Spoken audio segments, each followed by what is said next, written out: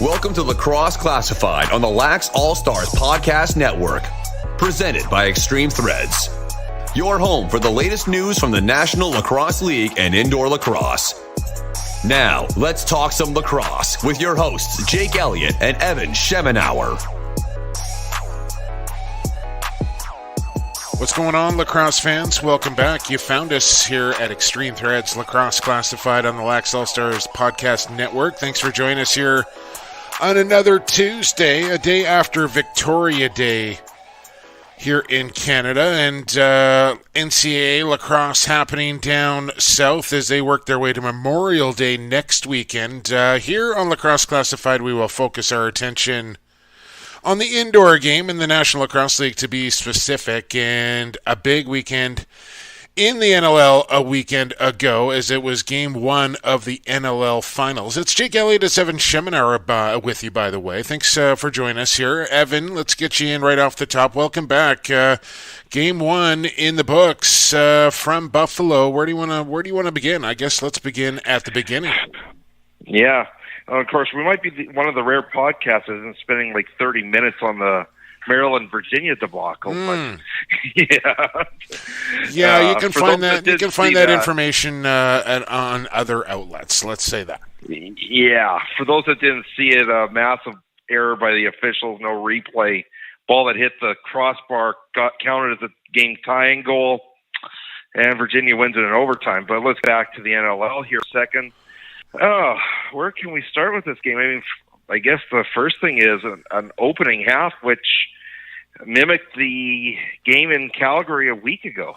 Yeah, you really got the feeling early in that game that Matt Vince and Del Bianco, who were, talked about quite heavily, and obviously a focus going into this game, that it was going to be a goaltending duel between the youngster and Del Bianco and Matt Vince, who's going to be the goaltender of the year. It was a real kind of focal point of the series going into it, and it didn't disappoint. I mean, both goaltenders were super sharp, and you asked me, is 20.5 the right number for an over-under, and I think it probably was. It was well under that number, as we might as well let them know. 10-7 the final. The Calgary Roughnecks take game one of the finals on the road, and I think, was it you that put up the stat, Evan, that the teams that have, no, I think it was the NLL fact of the day, that teams that have won game one of the finals when it's been a series have gone on to win the championship like 5 out of 6 times, and the only team that didn't do it were the 2014 Calgary Roughnecks. Yeah, and Graham Perro gave us another tidbit there. That opening half, it tied the record for the fewest goals in a half in an NLL final at 4. Broke the record for the opening half, which used to be 6. I mean, these guys were just dialed in. And with Buffalo's end of things, Calgary has taken a lot of long shots in the opening half, not a whole lot of fabulous scoring opportunities. But on the other end, Del Bianco was saving things left, right, and center. Defense breaking down low, and he's bailing them out. And this is one thing that David Brock brought up on his Twitter page, and he's exactly right. Not only was Del Bianco making these crazy saves, but his rebound I was just about to say, I'm glad. So effective. Yeah, I was literally just waiting to kind of chime in with that, and I'm glad you brought that up, because to me that was really what was most effective about his game. Not only was he stopping the ball, but they were staying in his crease, and the transition was heading back the other way. Was it the end of the first quarter or the end of the second quarter where Buffalo shot the ball way too early and threw a bit of a muffin at Del Bianco, soaked it right in his belly pad, and had a crack at the empty net. And it was, not off by much. We've seen Del Bianco come close a couple of times. I think he's actually scored one as well, but you're right. He was not giving any second chances up to guys like Fraser or Hogarth or Durston, who like to kind of poach around the top of the crease and look for rebounds and stick-back goals. They just weren't there. No, and when you got a 2-2 game at the half, you're thinking, okay, what are these offenses generating? Here's the stats on it. Vince was 18 for 20, 900 save percentage. But Del Bianco stopped 26 shots that opening half. Like, this was not an easy take. Now, yeah, they were feeling one another out, but Buffalo was getting great chances. And I mean, the ones that Del Bianco let in, Mitch Wild completely missed a slide on one of them. It gave a wide open look. The other thing to take from this opening half, though, too, is Reeves Dutch. I'm staring at the score sheet right now, and it's funny. Like, Calgary gets 2 goals in that opening half. Buffalo gets 2, and 3 of them are from former Vancouver players. And that first one, my goodness, if you didn't get to see the game, the first one is it's late in the shot clock. You're just trying to get something on goal that is, hopefully you're going to get a reset. And Dutch launches this thing from the restraining line and picks the corner absolutely perfect. and we'll talk about this later in the show. Just all these guys, that Vancouver has let go for nothing. And the roster is probably better than their roster today. Yeah, wait till you hear this. The boys, us and the Lacrosse Flash guys, kind of compiled a list of not only players that Vancouver has just let go for completely nothing, but also a list of players that were taken, which would have been their draft picks had they not made some of the deals that they made. So we'll get into that later. But yeah, so 2-2 at the half here in Buffalo, and like the Bandits, they win the shots on goal, they win the loose ball battle, they win the face-off battle, they win the special teams battle as well. There's only 4 power plays in this game, 2 for each team, and Buffalo goes 1 for 2, Calgary goes 0 for 2, but Buffalo across the board looked like they had the better numbers and were the better team. But Dane Dobbie, I mean, Evan, like, out of an MVP season here, he puts up 6 points in Game 1 of the NLL Final, and it might have been one of his best performances of the season. Yeah, and reminder, we didn't talk about our guests, but one of the guests, of course, is Dan McCrae this week. Right. He gets an opening goal early in the half, and then it's a Dane Dobbie show, and he finally got to enforce his will, use his body size, use his first step. And the 7 goals Matt Vince let in the second half, most of them not his fault. Like, it is a defensive breakdown that somebody gets open down low. Mm-hmm. And, Dobbie just took over in that third quarter. And the other thing, of course, we got to keep in mind, there was that one challenge that happened early in the fourth. And it's a rarity you see this. What happens is that Buffalo comes down, Ethan O'Connor grabs a rebound, stuffs it over Del Bianco. LeBranche waves it off on a crease violation. And while Buffalo's trying to look at the scoreboard to think if they're going to challenge it or not, Dane Dobbie goes down the other end of the floor and scores. Now they got to throw the challenge flag because it's either going to be a 6-3 game, or a 5-4 game. And unfortunately, O'Connor's literally his toe is on the line.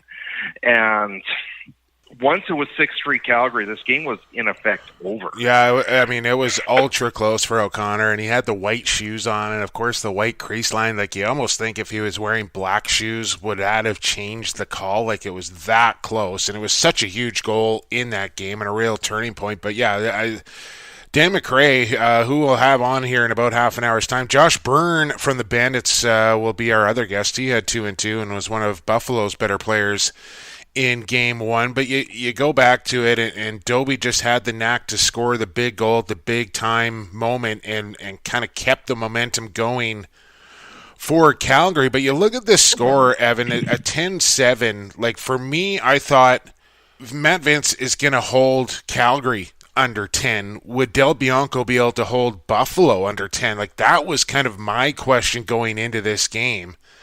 And do we see another scoreline like this in Game 2? I think Matt Vince is going to be Matt Vince again, and I think Calgary had to work real hard to get 10 by him. Can Del Bianco hold Buffalo's offense to under 10 again in Game 2 on their home floor? Like, I kind of feel like they can, but that is a tall test to try and shut that Buffalo offense down 2 games in a row. No, he absolutely can. His goals against, his save percentage, I'm trying to remember what it is, like .863 in the playoffs. It's astronomical. Yeah, I want to say, though, Evan, going up against the San Diego Seals without Austin Stotts and going up against the Colorado Mammoth, whose offense was really unflourishing all season long, that's a little different than going up against the 14-4 Bandits offense that's loaded with stars. Right, but he was still .873 at the end of this game. No, that's what I'm just saying. Like, yeah, he did it in Game 1, no question about it. He did it in Game 1 against the Bandits, and he did it on the road in his first NLL final. Like, I don't think that performance can be overstated. Like, that was incredible what Del Bianco was able to do, and to do it on the road in Buffalo, going up against a guy like Matt Vince, and you're in your first NLL final. Like, that is a crazy performance out of Del Bianco. No, and this playoffs has turned out to be the year of the goaltender. I was looking back on the stats. So we've had 7 playoff games so far. That's 14 goaltending performances. Out of those 14, 10 of them, the goaltender's been above .790. In 8 of them, they've been over .800. And actually, of those 8, 3 of them are losing performances, including, and Matt Vince went .791 in this game, so 4 of the top 10. At this stage, if Calgary wins this thing, Del Bianco's got to be the MVP. I think so. I mean, Dobie's got to be in the conversation, Dixon maybe, but I mean, for me, Del Bianco, what he's been able to do, especially in the last 2 games. I mean, against Colorado in the Western Final and then Game 1. Like, that's what I'm saying though. Like, that's apples and oranges to me almost, the Colorado and the Buffalo games. Like, I don't know if you can really compare those 2 games. I guess you have to because the numbers don't lie, but for me, I want to see him do it again in the final at home with the championship trophy in the building. The pressure's there. I believe in the kid. Like, I've watched him firsthand win some real big lacrosse games, but this will be the biggest game that Christian Del Bianco has ever played, and the pressure will never be higher. It'll be higher if it goes back to a 3rd game in Buffalo, but I want to see if Christian Del Bianco and that Calgary, and I'm not putting it all on the Phenom here, because I think the Calgary Roughneck defense, and in particular Rob Williams and the coaching staff there, put a phenomenal game plan in effect to try and shut Buffalo's offense down, and I want to see if that unit of the defense and Del Bianco can do it again against that Bandits offense in an elimination game. No, I think they can. And let's go back here on another one of our forums. You had a who you got with a score line. And when I put 9-8 down for the Roughnecks, everybody thought it was crazy. And 10-7, including an empty netter at the end. I think Calgary can do this. I think they can pull it off. And Del Bianco is more than capable of stealing the show again.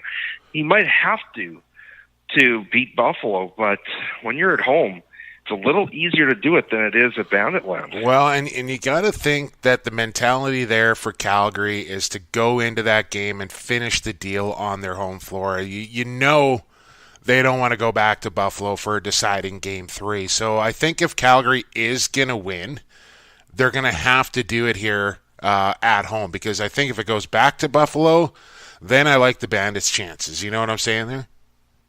No, absolutely, but Calgary beat them. I know, but to do it twice, I'm not saying they can't. Like, if you go back and I was on LSN and I was on the NLL Flash and Inside the NLL, whatever, going into the playoffs and check the tape, Evan. Like I said, Calgary is the team for me that's rolling into the playoffs here the hottest and has the best chance to win. And I wasn't counting out Buffalo because they've been the most consistent, I think the best team over the course of the entire year. But again, we go back to it, and you put it out there on Twitter, Evan. The Calgary Roughnecks are undefeated with the natural Jesse King in their lineup. And as much as King didn't have any massive stats in this game, the difference really is that Now you've got two guys on that left side that are both dangerous, and you can't just focus on Dobie as much as you used to be able to. Yeah. So that gives him more time, and it just rounds out that offense a lot better. Well, it takes pressure off of Riley Lowen. It takes pressure off of Dan Taylor. Like, they don't feel like they need to contribute because Jesse Quarterback's going to quarterback the power play. He's going to chip in with a goal or two. But again, we talked to him last week, Evan, and I'm a huge Jesse King fan. There's no mistaking that. But I just think he's one of those guys that makes everybody around him better. Like, he elevates everybody's game when he's around because he puts passes in your stick, and he sets the proper type of pick in the right spot on the floor. He'll go into those corners and come up with an extra possession for your offense. And then he's just, like, he's amazing on the forward check and stripping guys, getting the ball back. Like, he really brings a huge added dimension. And speaking of that, Evan, as they go into Game 2 back in Calgary, and another advantage for the Roughnecks going into that game is we know that Tyler Pace is going to get back in the lineup, which takes Shane Simpson back into his more customary role coming out of the back end in a transition role. So he might even come out of the lineup for Pace. I'm not sure what they're going to do there. They may just pull Simpson and put Pace in and keep the defense the way it was. That's probably the way to go. But Calgary, I mean, there's no question they're a better team with Tyler Pace on the floor. And keep this in mind. Here's a name we really haven't even mentioned yet. Curtis Dixon. He went 1-1. When Curtis Dixon goes 1-1, you expect Calgary to lose every time. That's just how much everybody else pitched into this effort. Yeah, and that's impressive because you know Curtis Dixon isn't going to go 1-1 again. Like, he's too prolific to not have a big bounce back game. And you look at the Buffalo side of things, like Sean Evans 1-4, okay. Corey Small 2-1, that's probably just below his average. Dane Smith 1-1. You got to think he's going to bust out a little bit come Game 2. They're not going to hold Dane Smith silent forever. But nobody, I mean, to keep Buffalo in check, like Durston goes bagels. What did Hogarth have?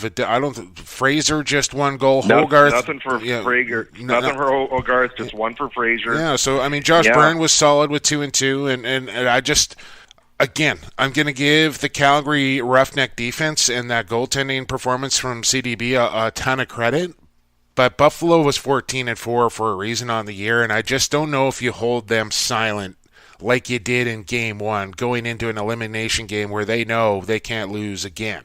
So we'll see how Game 2 plays out. We'll probably chat about it a little bit more coming up here on the podcast. But we're about 15 minutes in, and that means it's time to get to our first guest here on Extreme Threads Lacrosse Classified. It is number 22 for the Buffalo Ben. It's also a member of that Chaos Lacrosse Club. Maybe we'll talk a little bit about that as well, with none other than Josh Byrne here on the other side. Keep it locked right here on the Lacrosse All-Stars Podcast Network.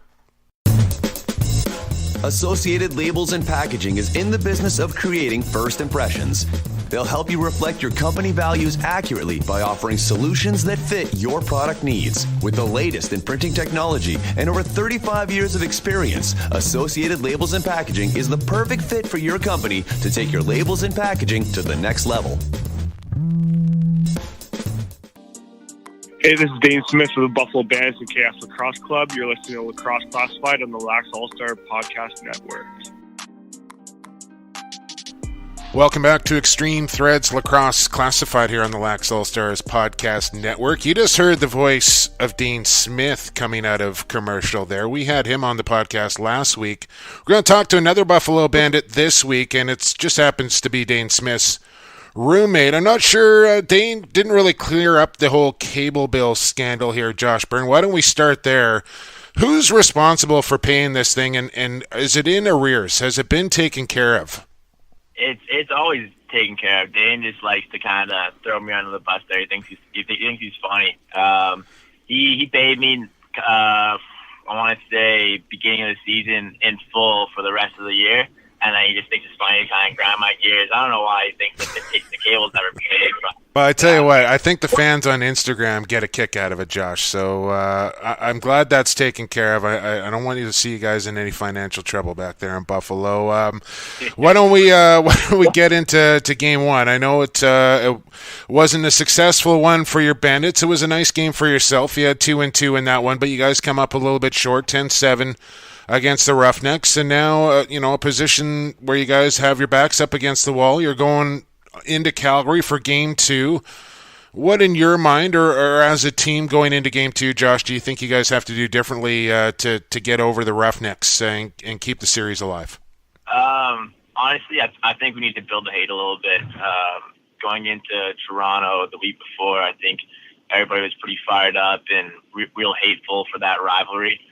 So it was a little different going into a team that you only see maybe once a year to try and build that hate. But I think with this last game, getting punched in the mouth like that, I think that's going to do more than enough to kind of fire us up. Christian Del Bianco played absolutely out of his mind in this game.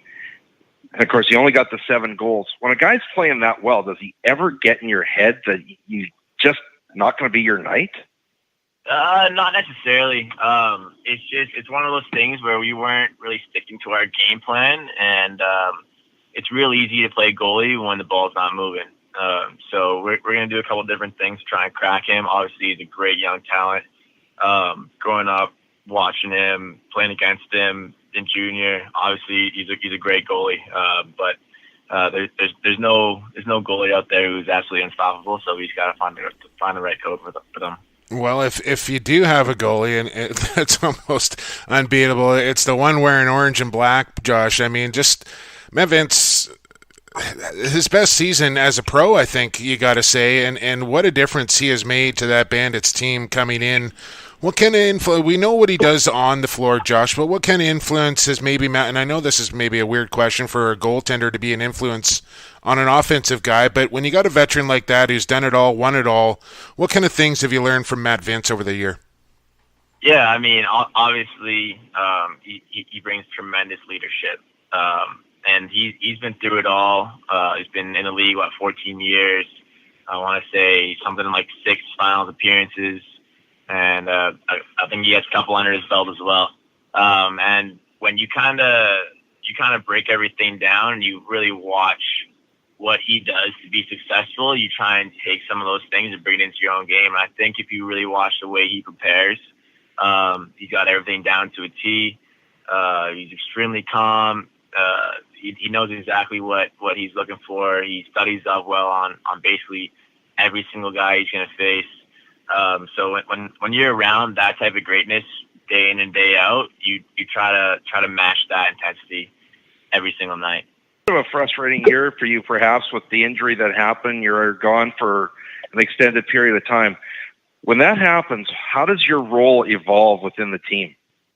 I mean, obviously, I started out hot, was feeling pretty good, and mentally it takes a toll on you when all of a sudden you're out for 10 weeks and missing a ton of games. But you can't allow that to kind of show when you're actually with the team. I think you got to be more of a cheerleader and trying to pump guys up as much as you possibly can. Your role is just strictly trying to be the best team guy you can possibly be. And anything anybody needs, you try and be there for them, and try to have your teammates' backs and pump as much confidence in them as you possibly can. Have you ever had to go through something like that before, Josh? Have you ever had an injury that's kept you out that long? No, that was definitely the first time, and I think even looking back throughout the last couple of years, I think that's the first time I really haven't played lacrosse in that long. Whether it's coming off of an MLL season, going maybe right into summer ball, and then maybe a couple of weeks off, and you're basically going right back into NLL training camp. It's all kind of just flows year round, and it's kind of nice to have your stick in your hand at all times, and just playing lacrosse in general. But when you're out for 10 to 12 weeks, it kind of takes a toll on you, and it takes a little while to kind of get your stride back. And I think you saw that in the first couple of games coming back, and even still now. But I feel like I'm starting to kind of hit my stride and seeing the floor a lot better. Speaking with Josh Byrne of the Buffalo Bandits, and I want to talk about your summer that's going to be coming up here, Josh, but it's been a fantastic year for the Bandits, and you mentioned while you're out being a big team guy, and part of what I think has made Buffalo successful this year is how tight this group is with the whole it's a party, and I just watch kind of the dynamic of you guys in the locker room and the videos that get shot when you're out there for shoot around and what you guys do away from the arena, and this seems to me to be one of the closer teams chemistry-wise that I've seen in a long time, and and I know, and probably some of the fans know, but some may not, that chemistry can take you a long, long way in this sport. Yeah, I mean, it's kind of hard to talk about it because it comes so naturally. And I think but that's what makes good chemistry, though, right, Josh? Is that those? Sorry to cut you off, but those sort of things manifest organically, and that's what really makes a tight, cohesive team. Exactly, and I think we've done a great job of kind of sticking together when we do road trips, stuff like that. It's not like sometimes you'll see certain teams and they're basically noses buried into their phone and they don't really talk to each other very much. Like with us, I feel like we're just a big family, always kind of bouncing ideas off each other, always making fun of each other. And I think that goes along too.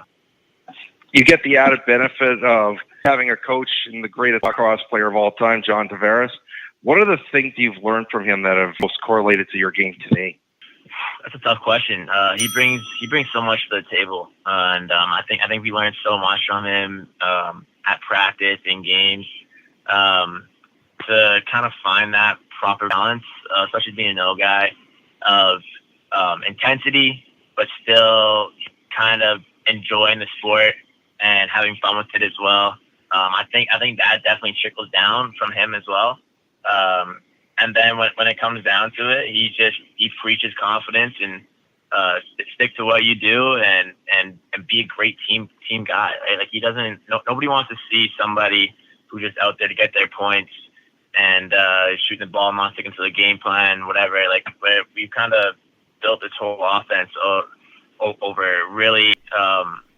No matter who you are, you're going to go in and set a pick for something. You're going to go lay your body on the line and try and get your own guy open. So I think he deserves so much credit for what he's gotten out of every single player because we have a lot of guys who are pretty big names for us, right? So to get everybody to come together on the same page, I think it's kudos to him.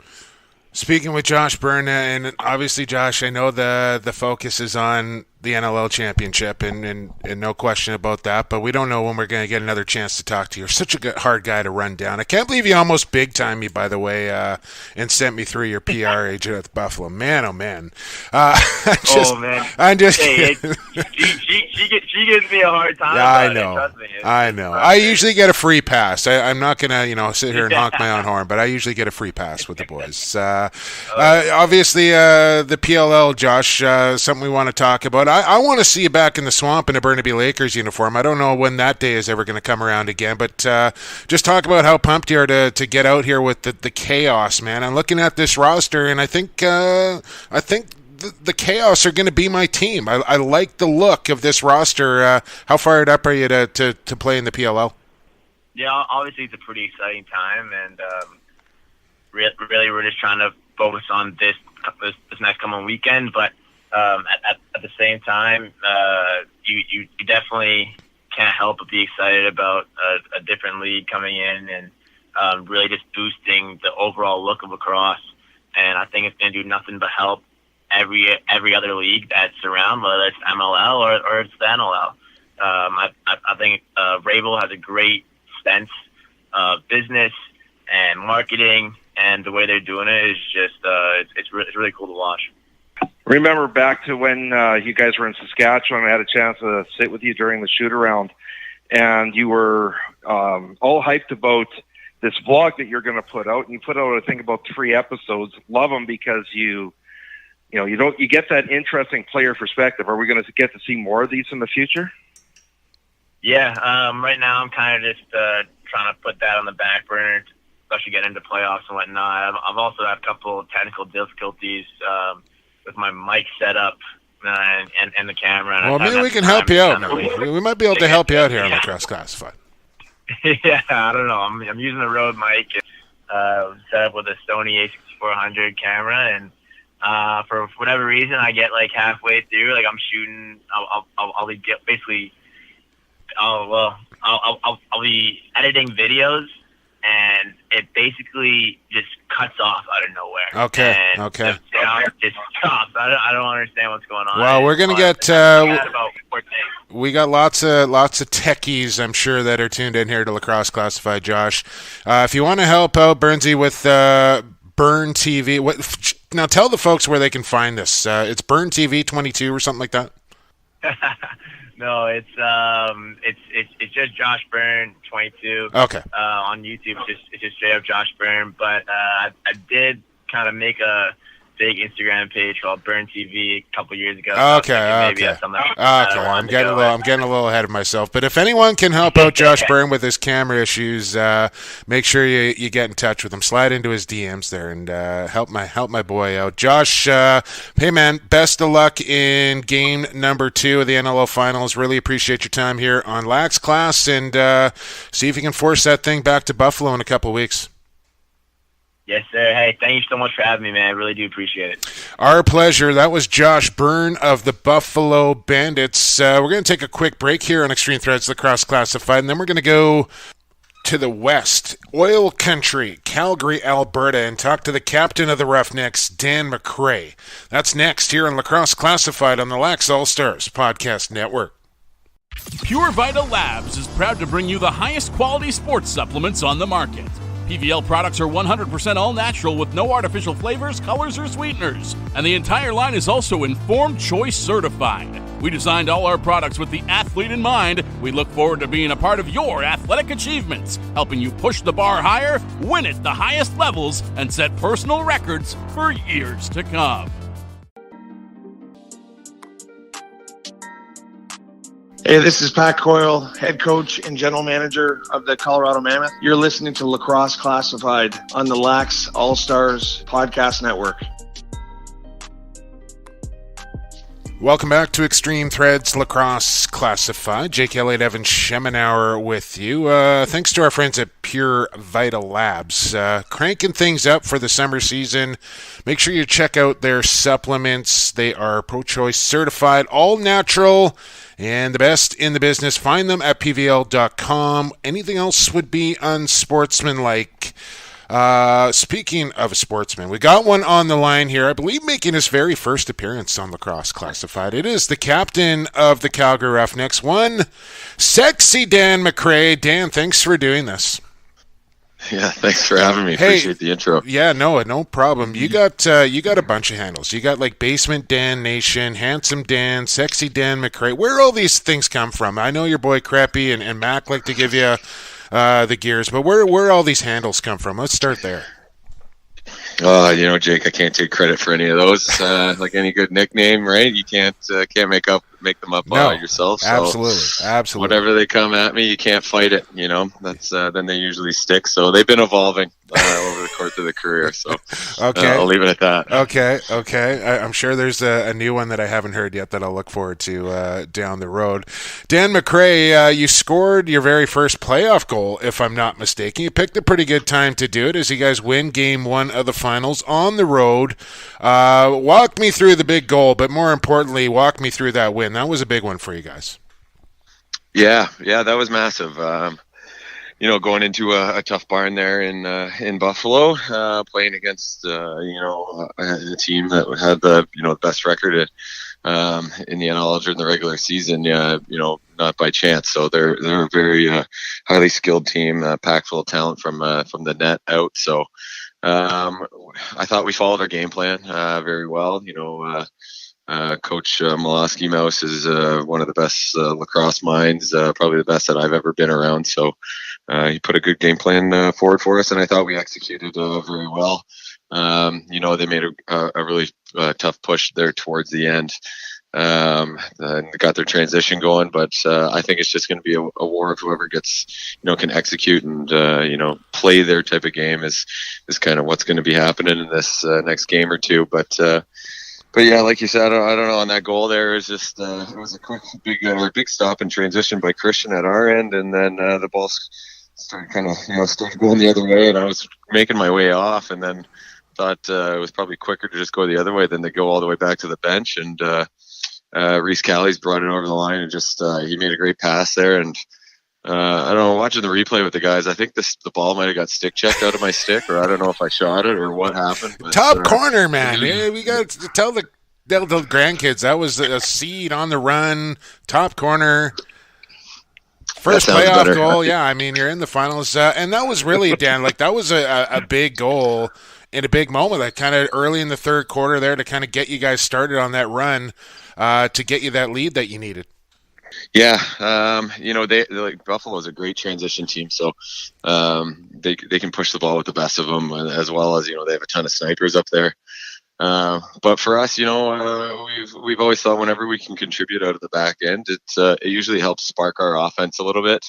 I don't know if it helps relax them a little bit here and there, but we're just we contribute by committee out of our back line. We have so many guys that can put the ball in the net back there, like Zach Courier, Tyson Bell, Mitch Wild, and a ton of other guys. So I guess it was my turn. It's been 9 years in the league, or however many in playoffs. So lucky that the first one came in that moment. So hopefully we can maybe find another one if need be next week. Story of the game, of course, was Christian Del Bianco. The rebound control was unbelievable. Seemed to be getting in people's heads. He just was a brick wall all night. Evaluate his performance from your perspective. He is, he's kind of he's the piece that allows us to play the defense that we do. And kind of dictating where we want shots to go from, not exposing ourselves in certain situations and positions on the floor. So he's our guy. He's the one that can allow us to do the things that we can go out there and do. And realistically, it's just limiting what we need to do is kind of a better way to put it. But yeah, you talk about it, whether it's rebound control, just how much volume or square footage he seems to just take up in that net. His hustle, even running out and grabbing loose balls, and then throwing passes on the run if need be. He's a backstop back there, and then he can be the one who sparks transition going the other way. So we have all the confidence in the world in Christian. He's going up against a bunch of tough opponents and their shooters, and a tough comparison in Matt Vince there at the other end. But we like the guy in our net, and like I said, we have all the confidence in the world in him. Speaking with the Calgary Roughnecks captain, Dan Mccrae, and while we're talking about other guys, Dan, and a guy that you've been around for a long time in that Roughnecks organization, that's the guy that's going to win the MVP at the end of the day, Dane Dobie. Another 6 points in Game 1 of the finals, and just what he's been able to do all season long with no Dixon, no Berg over there, no King for a long, long time, and he just continued to kind of carry the team on his shoulders. To do it at the age and how deep he is into his career is just phenomenal to watch. And to go along with it, his leadership skills on that Calgary bench. We've kind of heard things with players being mic'd up, and some of the things he said, like he's taken his game on the floor to another level, and I think he's taken his leadership role to another level. Am I correct on that? Yeah, 100% accurate kind of on everything there. As you're kind of just talking about his play on the floor, the first thing that comes into my mind I want to say is just making sure that you touch on what his in the locker room presence is, but you did already. You hear some guys talk about it, but Dane Dobie is kind of like what the epitome of a Calgary Roughneck is to me. He was there before my time. He won a championship in 2009. He had a lot of great influences from the guys on that team: Josh Sanderson, Tracy Kaluski, Caleb Toth. And then even playing with our head coach there, Kurt Molosky.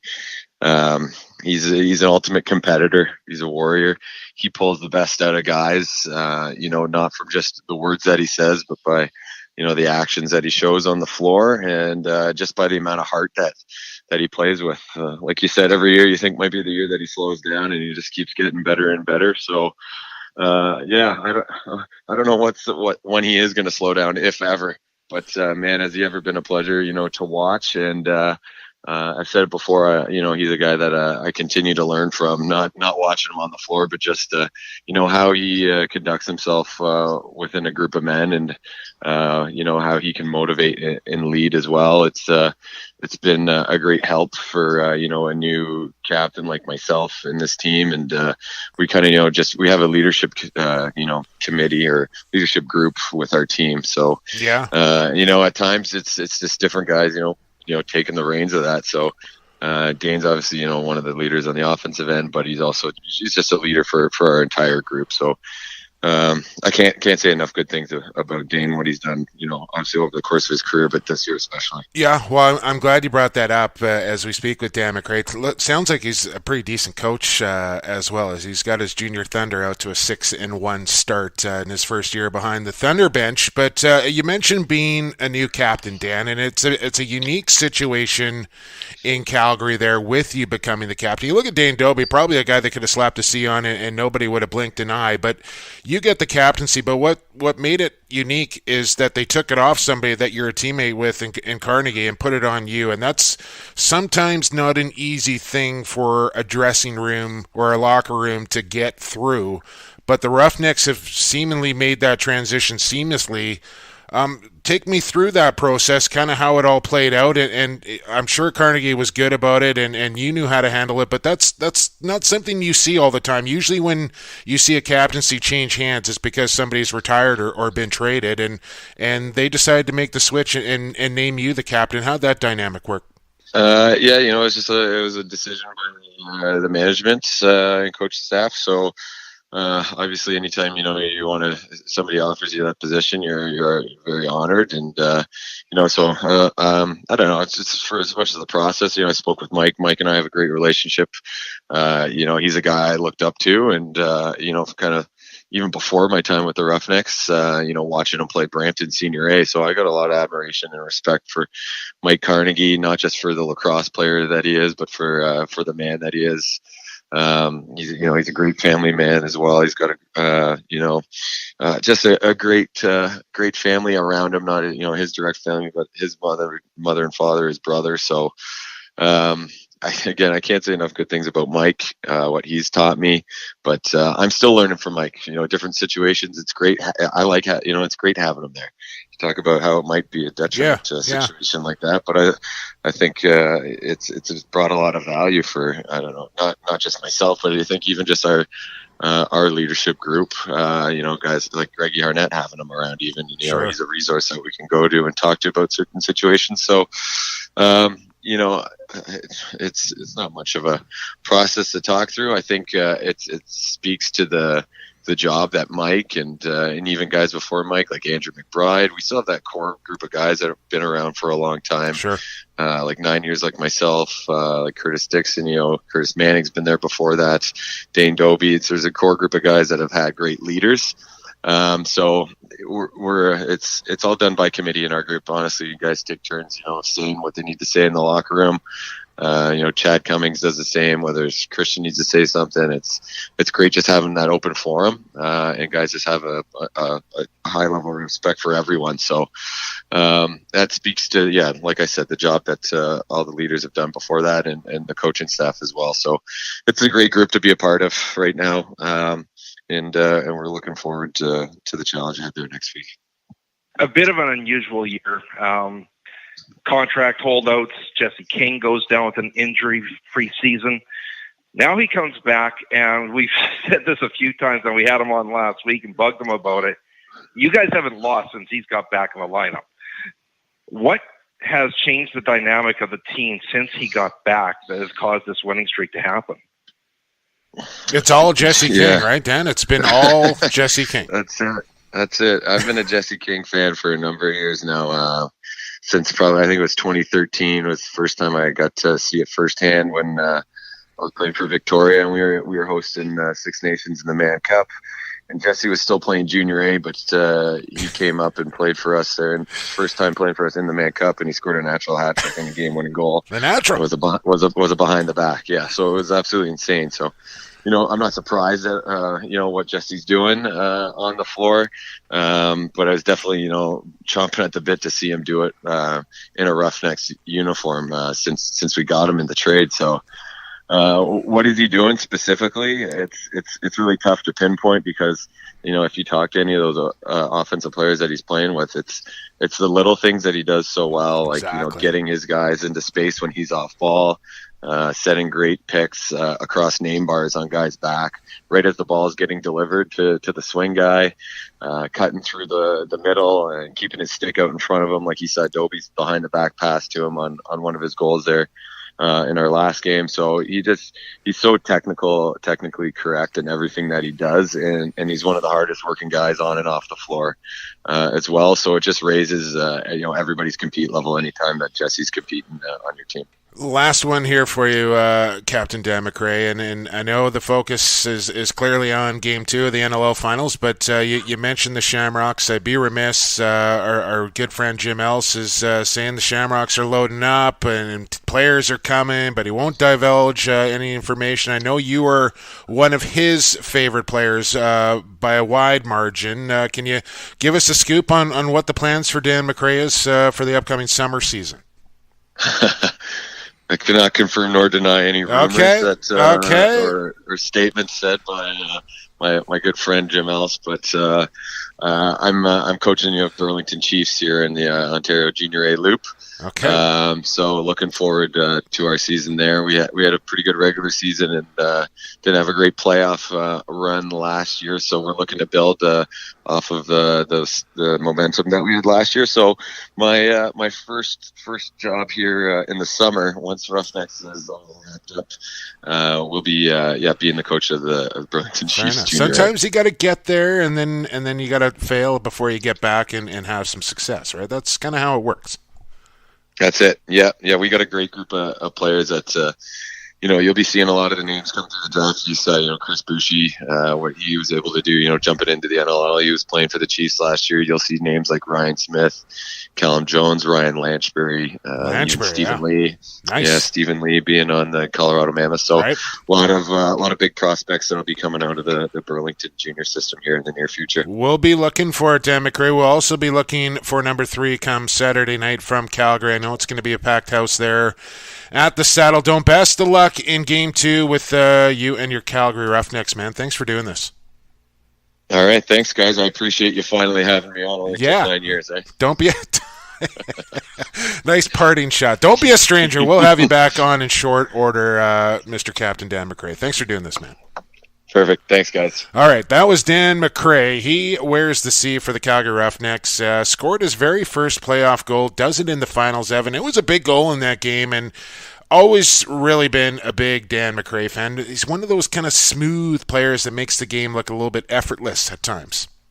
And maybe it's a name that doesn't pop out all the time, and that's actually a good thing for a defender. When your name doesn't show up on a frequent basis, it means you're doing things right. Yeah, and like honestly, that's a bigger deal than he really made it out to be. To take a captaincy off of an active roster player and put it on another player, that's not an easy decision, I know, for Mike Board and Kurt Malowski to make, but obviously it was the right one for whatever reason that they made it.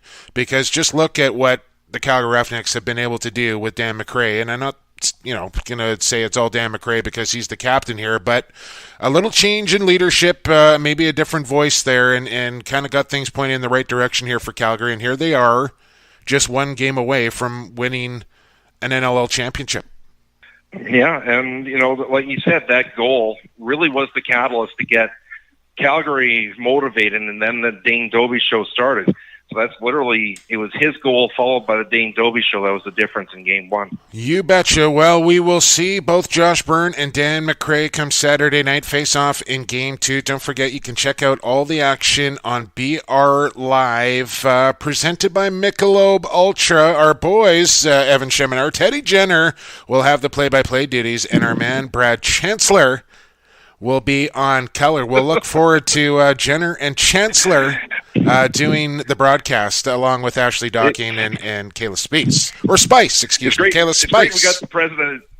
it's great we got the president of Germany coming on the broadcast. Of course, we're just giving our buddy Brendan Glasheen a little bit of jabbing here. As listen, I will say this in Brendan's defense, it took me the better part of about 2 years to pronounce Brad's last name properly. Challoner, Brad Challoner. The way Brad says it, he says it's Challenger without the G. So if that helps you out there, Brad Challoner and Teddy Jenner will have the call. Kayla Spiess, not Spice, along with Miss Ashley Docking will have the call for Game 2, and we will make our picks. Evan, last week we didn't even talk about Stampede Tax, who we had, because it was just the one game and it totally slipped my mind. But in that Game 1, I took Buffalo, you took Calgary. I had the 2-game lead, if you recall. So now that lead is down to 1 with 2 NLL games remaining, potentially in the season here. So when we come back on the other side here, we'll get into Stampede Tax, who you got, and we'll make our picks, and we'll jam a couple of other things in before we let you get on your way here on a Tuesday. This is Extreme Threads, Lacrosse Classified on the Lax All-Stars Podcast Network. Serving the business and sports community since 2018, Extreme Threads provides custom design apparels around the world. Specializing in lacrosse, they deliver exceptional quality and service, customizing box and field team apparel and uniforms. Extreme Threads offers free design work and takes the time to ensure you get exactly what you need for your team or club. Contact Extreme Threads at sales@extremethreads.ca for your custom apparel needs today. Hey, this is Andrew Suter of the New England Black Wolves. You're listening to Lacrosse Classified on Lax All-Stars Podcast Network. Yes, you are back. This is Lacrosse Classified. You just heard it right there. Our title sponsor here on Lax Class. ExtremeThreads.ca is where you can find them. Customize your team with Extreme. Randy, Connor Clough, my guys over there at Extreme. They also coach the Bantam A1 boys team for the Coquitlam Adnacks. I know they were in the High-Act tournament over there at Queen's Park Arena, and apparently they were in the gold medal game as we record Lacrosse Classified today. So good luck to the Bantam boys, the A1 Bantams from Coquitlam, as they go for gold at the High-Act, the prestigious High-Act tournament in New West. I remember the days, man, of like the tournaments as a youth, going around, you go over to the island, get to spend a night over there with your team. Some of the best memories ever, playing in minor tournaments, Bantam, Pee-wee, even Midget, you name it. I know they're going to do the big Pancake Day there in Coquitlam as well, time-honored tradition. All the minor kids go for their pictures. They get their pancake breakfast from the junior team. It's pretty cool to watch. Welcome back, by the way. It's Jake Elliott, Evan Sheminar. Thanks to Josh Byrne and Dan McCrae for stopping by. Game 2 comes up on Saturday, Evan. We mentioned it. I'm still one ahead here in Stampede Tax. Who you got? They are your complete source for boots. Check out the huge selection of Cowboy, Blundstone, CSA-approved boots. They ship Canada-wide, located in Cloverdale. Shop online at stampede.ca. Shopping online, still shopping local. I actually made my way out to the old roadie there in Cloverdale over the weekend, Evan. Longhorn Saloon, Washboard Union playing at the Longhorn there. It was always a great time out at the rodeo, and big presence there, of course, with Stampede Tack and Western. We're doing big business at the rodeo. You don't really strike me as a rodeo guy, though, Evan. I go to it the odd time. There's a fair number of them around here, chuck wagon races or things like that. But as much as my family had a farm, we were much more grain farmers than horse people, and that's kind of why. Well, I wore my most country shirt that I own, and that was my Saskatchewan Rush We Love Farmers with the tractor on the front. So thank goodness I had that. Anyways, good time out at the rodeo. Big thanks to our friends at Stampede Tack Western Wear and over there at Extreme Threads. Find them at sales@extremethreads.ca. Sign your team up, get free stuff. It's that simple. Do it. extremethreads.ca. Jake Elliott, Evan Shamner. We mentioned that Game 2 Saturday night. I guess, Evan, because I'm still one ahead, you get to host. Who we got? I thought because you did better the previous week that maybe I would get to host, which would have put a lock on this thing because I could have just picked whoever you picked and sealed the deal here this week. But you're telling me that's not the case, that you get to host because I'm still ahead in the standings. Yes, because during that 10, 12-week run where you hosted consecutively. I think 10 or 12. Now you're pushing it to 12 weeks. I don't think it was anywhere near 10, and it definitely was not near 12. So just pump your brakes on that one a little bit there, Big Rig. Well, it was a long damn time. I'll give you like 7, potentially 8 weeks if we'll go back and check the game tape. But yeah, it was a long time. Point is right now, however, Evan, is that I am in the lead when it matters the most during the finals. That's when you want to be picking things right, during the finals. So I'm in the lead. You do your thing here. Let's go. Pretty simple. Buffalo, Calgary. It's at the Scotiabank Saddledome this time. Can Christian Del Bianco put on another performance like that? Who you got? Oh, this is a really difficult pick for me because I had Buffalo in Game 1, and then I really thought Calgary was going to win this game, Game 2. So really, that shouldn't change my mind that they were going to win Game 2. And I never like to predict the future because something like this could happen, and it makes me think, is Buffalo just going to bow out of this thing in 2 straight? Are they not going to try and do they work all season long for that home floor and not going to take advantage of it in Game 3? Can Del Bianco shut down Smith and Evans and Byrne and Small again, keep them under 10 goals? Because I think if Calgary's going to win the game again, they're going to have to keep Buffalo under 10 again, because I think Calgary's going to have to work real hard to get to 10, just like they did in Game 1. So that's where I have a hard time here. Can Calgary keep Buffalo under 10 again? That's where I have to make this decision, Evan, as I continue to stall here before. The other thing I have to think about is who do you want? Because I know you're going to pick the opposite. You're just going to pick the opposite. I'm good with both teams. I know. Well, that's the problem. So you're almost in a better spot than I am. You're forcing me to make this pick. Again, I said it off the top. I think if Calgary is going to win this championship, they're going to have to do it here in Game 2 on their home floor, because I don't like their chances if they go back to Buffalo to win another one there. But I also said at the beginning of the playoffs that Calgary was my team to beat, so I'm going to stick with the Roughnecks here in my prediction that they would win Game 2. Give me the Calgary Roughnecks. Forces me to take the Buffalo Bandits because there might not be a Game 3. That's the key here, but I'll make the case for the Bandits here. Calgary, I think, has more pressure in this game now than Buffalo does. Yes, Buffalo has to win to stay alive, but Calgary is coming home. This is their big chance. And can they withstand that pressure of, you're going to win a championship if you win this game on your home floor too, on your home floor. But I will disagree, because I think that the pressure of knowing your season could end with a loss is greater than the pressure of knowing you could win a championship if you win the game on your home floor. So I'll disagree with you there, but I know you need to make a case here so you have some belief going into this game that the Bandits can do it. No, but the thing is, Buffalo played its worst offensive game of the year. Last game. Or did Calgary play their best defensive game of the year? Oh, I mean, Christian Del Bianco played the game of his career, but that's a different story, right? It's not really a different story. It's kind of the same story.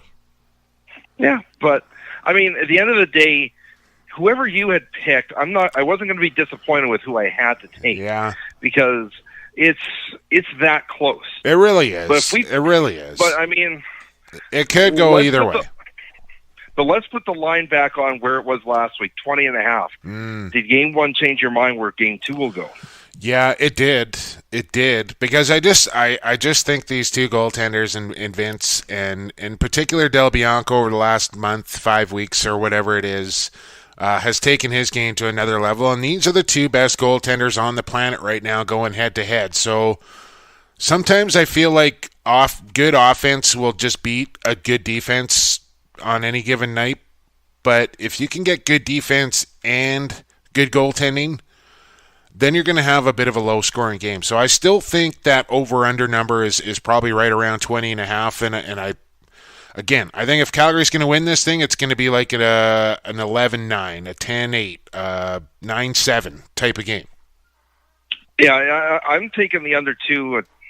I don't think Buffalo's going to score 7 again. I would be stunned if that happened. Mm-hmm. I still think you're looking at 10-9. So yeah. We'll see. It's going to be fun to watch. I'm actually going to be inside the Palace on Poirier in the broadcast booth. I am so pumped to finally do some play-by-play again, Evan. I can't recall going this long between doing. Yeah, I know I had the color gig with the Rush, but it's different doing play-by-play, and it's been a long time since I've done some play-by-play, and I am absolutely jonesing for it, man. I cannot wait. With that being said, I'm going to be doing the game in Coquitlam. Let me just pull up who they're playing. I believe it's Burnaby and Coquitlam. Saturday night from the Palace. It is indeed. That game is a 7 o'clock start. The game starts in Calgary at 6 o'clock, so laptop will be in tow, set up in the broadcast booth, and I think the last time I did that was 2016 between the Swarm and the Rush, and I was literally doing play-by-play for both games during the Adnac game. And when Cornwall scored that goal at the end of regulation, I literally freaked out on the air during the Adnac game. So I'm probably going to do something similar to that again. You can guarantee I'll have one eye on it, no question about that, as the WLA season gets going on Thursday, Evan. It finally gets going Thursday. I'm surprised you're not used to these breaks, because most of your years with the Stealth, you were done in April. But that's the thing. I would roll right into Junior A season with the Junior Thunder. As soon as the Stealth would be out, I'd literally go 4 or 5 days, and then I'm doing – and plus I was doing play-by-play for the Stealth, so there was no downtime whatsoever.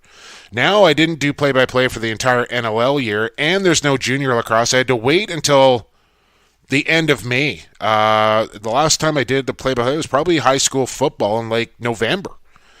So it's way too long is the point I'm getting at. But now with all that, I'm going to get a heavy dose here, Evan, with WLA Minor Nationals and World Championships on the horizon. I'm definitely going to get my fill coming up this summer. So WLA season gets going. I know we were going to try and get a preview in of that, but we've run a little long here once again. So that gets going next week. That'll give us a chance to kind of roll things out. And if you haven't heard, if you're new joining us here, we will be making a bit of a change on the podcast in a couple of weeks' time, as my old buddy Brad Challoner will be coming back to join me on the podcast. Evan will take a bit of a break, and we'll be talking lots of summer lacrosse here in BC in particular.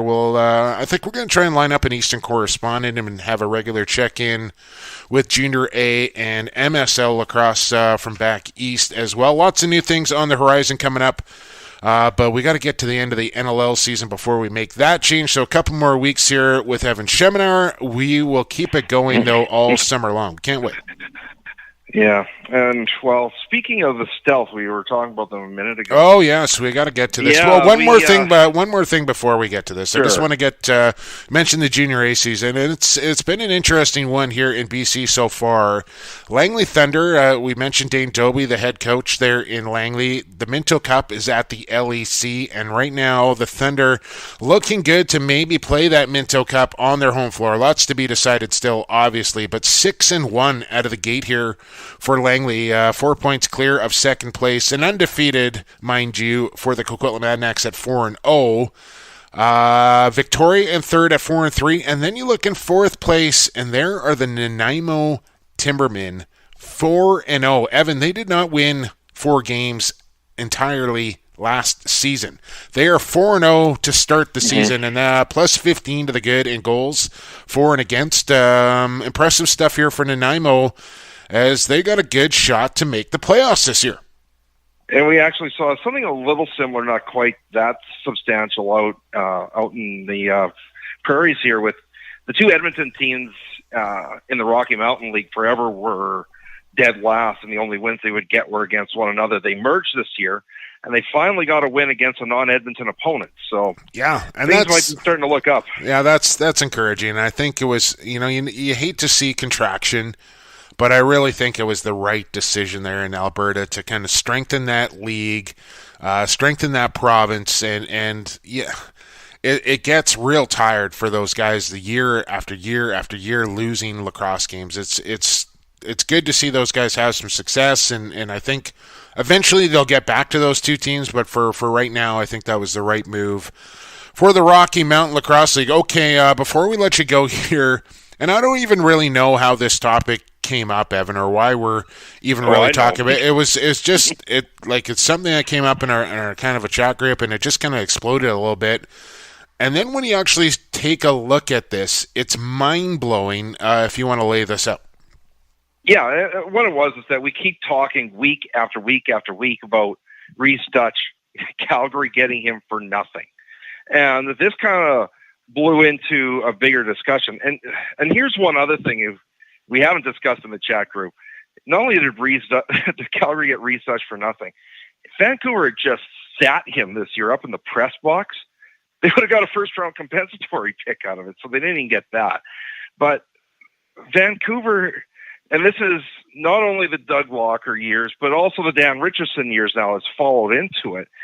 This list of guys that they've released for nothing, and to be frankly honest, this team, I think, could beat Vancouver. Okay, and so let's do it. Let's do it quickly here, but just keep in mind that these are players that used to be part of the Vancouver franchise that were cut, released, you name it, so nothing. That didn't cost the teams that picked these guys up anything to get these guys. So the two goaltenders, Zach Higgins and T. Rich. Defense, Bradley Cree, Bill Hostrauser, Jay, Burton, John Harnett, Lintz, Wagner, Fournier, Hartzell, Miller, Cleland, and Bob Snyder. It's the forwards that really stand out. Hickey, Kyle Buchanan, Dutch. A technicality here, but we included Casey Jackson because as they released Dutch earlier, they would have protected Casey Jackson, not lost him in the expansion draft. Wardle, Billings, Wittig, Saunders, and Evan Messenger. This team beats the current Warriors team, in my opinion. It's debatable. It's definitely debatable. And then we kind of took it a step further and looked at who the potential players turned into that Vancouver traded away their draft picks. Is that correct? The draft picks the players that they would have gotten had they kept their picks. Yeah, since 2009, Vancouver's had one first-rounder. Cody Bremer. And he played, 6 games, and that was about the end of it. All the trades that they made over the years, we started looking back as to who got picked, and this is what could have been. Now, of course, they got some guys back for some of these, but obviously the trades make it look so one-sided, it's unbelievable. Here's the list of guys that were picked with the picks they traded away. Mark Matthews, Garrett Billings. You could literally stop right there, Evan. Yeah. Jeremy Noble. Oh, let's go to the next one. Graham Hossing. Yeah. Right? So the best offensive player and the best defensive player, essentially. Right. Ryan Keenan, Ryan McClellan, Travis Cornwell, and there's actually some of these guys that they traded the pick away. the guy got drafted, and then they had to trade something to get him back. Yeah. Travis Cornwell, Jesse Gamble, Brandon Goodwin, Tony Malcolm, Eric Fennell, Nick Tchaikovsky, Matt Gilray, Luke Van Scheppen, and there's still 4 more picks. The number 4 in this draft, the number 19 in this draft, around 19, got to wait for the compensatories. And there's 2 in 2020 and 2022 where they traded They swapped second rounders with Buffalo, so Buffalo gets the better of the two picks. Right. Yeah, it's going to be, speaking of the draft, it's going to be interesting to kind of see the projected top 5, who declares, who's going to come out, what teams need going into those draft picks. There's definitely not like a clear consensus number 1 like there was with Austin Stotts.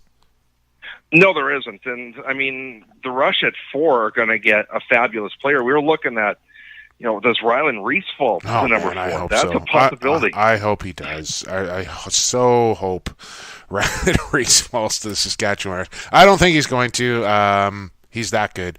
But we shall see. I think we're out of time here on Extreme Threads Lacrosse Classified, Evan. Once again, a huge thank you to our sponsors at Stampede Tack and Western Wear, Pure Vital Labs, Associated Labels and Packaging, and our title sponsor here, Extreme Threads. To Josh, Byrne, and Dan McCrae for coming on the show. Don't forget to subscribe to the podcast, people.